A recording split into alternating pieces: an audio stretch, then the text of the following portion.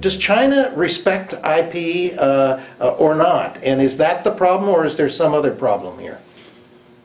They respect knowledge, but not very much IP so far.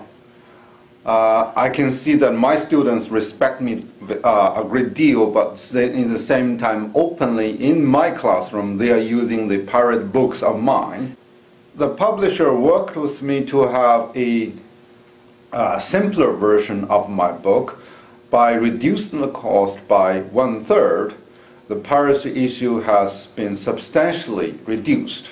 So that goes to analogy that there is a pricing problem for many multinationals in China, and some of the multinationals, they have been overwhelmed by the lavish lifestyle by a number of elites who really are those bunch of people in the Deng Xiaoping's way who got rich first.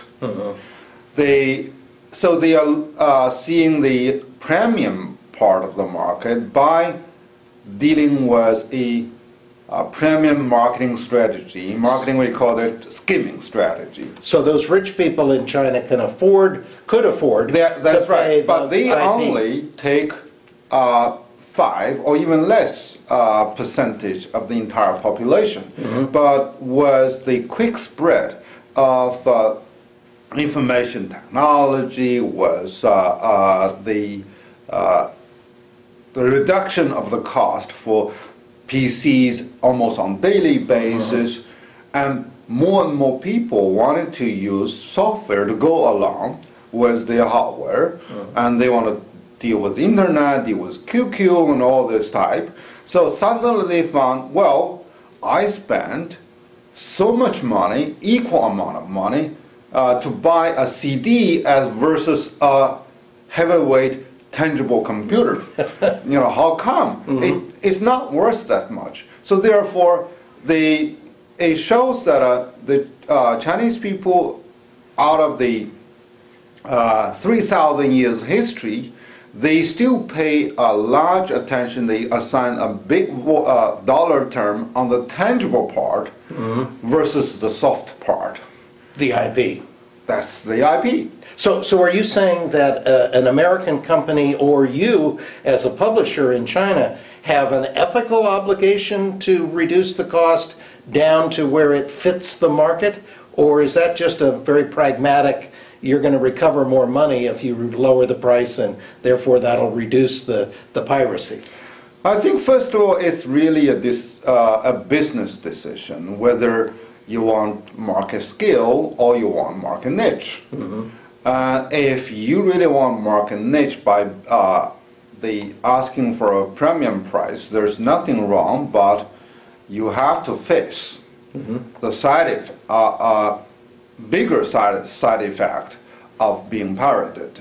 But I would be worried about then that product being shipped back to the developed world, to the US and elsewhere on a black market basis, and therefore by selling it at a cheap price to developing countries like China, I simply lose sales in the developed world.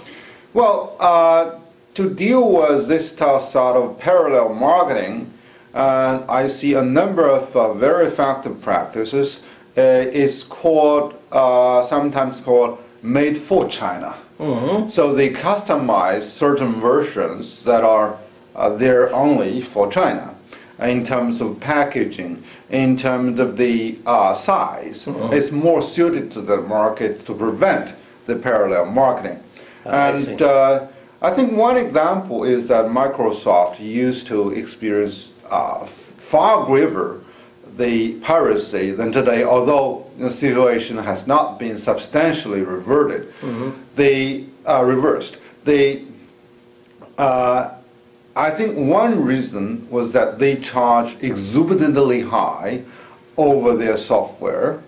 For example, 3,600 local currency was big money for families. It's half the year's income for a medium-sized income family. So I do not think they are so ethical as to comply with the law by fastening their seat belt, their belt simply to buy a software. So there was a heavy piracy. But later on, Microsoft learned the lesson and struck a deal with the Ministry of Education to have a simplified version of Microsoft Office in China, charging only 400 RMB. The piracy issue has been substantially alleviated. There's much talk in the United States about when China has more of its own IP to protect, then the IP regimes in China will be more strongly stated in regulation and so on. Is that coming? Very true. I think the Chinese government, in the initial stage of opening the store to the outside world, they found that they are technologically backward, and then they kind of turn a blind eye for a rampant piracy, the reverse engineering of foreign IPs. And now they realize that there is a flip side to this type of practice, is that you simply stifle innovation at home. Because people have a habit of stealing. When people have a habit of doing shortcuts in business, then you never develop your own IP. Thank you for being with us.